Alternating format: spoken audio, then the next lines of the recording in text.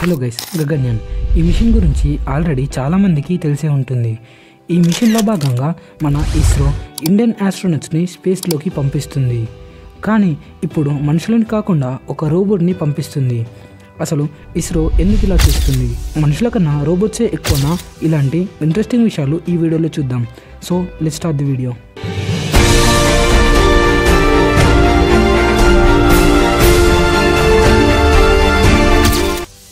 అవును, మీరు విన్నది నిజమే. ఇస్రో స్పేస్లోకి మనుషులని కాకుండా ఒక రోబోట్ని పంపిస్తుంది. దాని పేరు వ్యోమిత్ర. కానీ మీరు అనుకున్నట్టు కాదు. మనం ఒకసారి గగన్యాన్ మిషన్ని గమనిస్తే ఈ మిషన్ని ఇస్రో కొన్ని స్టేజెస్ లాగా డివైడ్ చేసింది.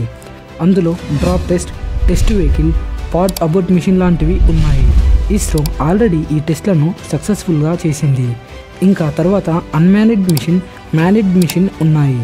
మ్యానిడ్ మిషన్ని ఇందులో వెళ్ళడానికి సెలెక్ట్ అయిన 4 ఆస్ట్రోనట్స్ని ఇస్రో ఆల్రెడీ ప్రకటించింది. కానీ వీళ్ళు వెళ్లే ముందు ఒక అన్మ్యానిడ్ మిషన్ ఉంది. అది ఈ సంవత్సరంలోనే, అంటే 2024 ఎండింగ్లో లాంచ్ చేయబోతున్నారు. ఈ అన్మ్యానిడ్ మిషన్లో భాగంగా దీంట్లో పంపడానికి ఇస్రో ఒక రోబోట్ని తయారు చేసింది. దాని పేరు వ్యోమిత్ర. దీనికి అర్థం వ్యోమ్ అంటే అంతరిక్షం, మిత్ర అంటే స్నేహితుడు. ఈ రోబోట్ చూడటానికి అమ్మాయిలా ఉండే ఒక హ్యూమనాయిడ్ రోబోట్. ఈ రోబోట్ని ఇస్రోని సొంతంగా తయారు చేసింది. 2020 జనవరి 22న ఈ రోబోట్ని ఇస్రో ఇంట్రడ్యూస్ చేసింది.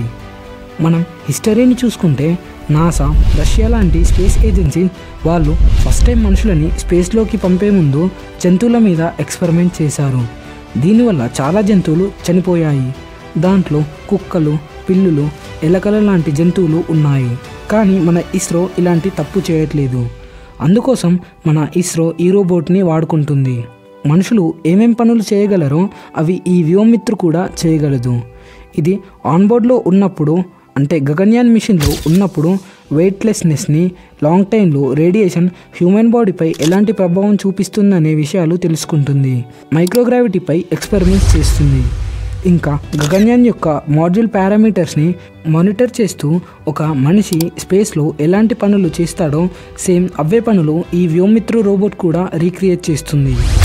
ఈ రోబోట్ ఇంగ్లీష్ భాషతో పాటు హిందీని కూడా మాట్లాడగలదు. సో అలా ఈ ఇండియన్ రోబోట్ మన ఇండియన్ ఆస్ట్రోనట్స్ కన్నా ముందే స్పేస్లోకి వెళ్తుంది.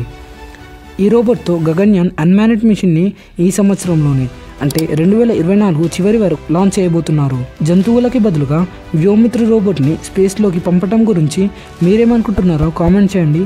ఇలాంటి స్పేస్ వీడియోస్ కోసం సబ్స్క్రైబ్ చేసుకోండి. Thanks for watching.